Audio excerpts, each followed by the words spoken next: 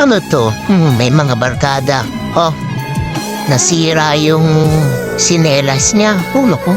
Tipardibil lang yung sinelas niya. Kakaawa naman. Ang magkakaibigan siguro to. Parang samahan nila ay napakaganda. Napansin niya na lahat ng sapatos siya lang naman ang nakasinelas. Mahirap siguro tong lalaki na to. Mukhang naawa yung isang kaibigan niya. Oo, naalala niya na tipardibil na lang yung sinelas. Ano to?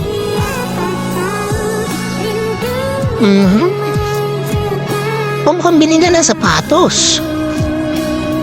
Susurprisein niya. Oo, binili nga ng sapatos.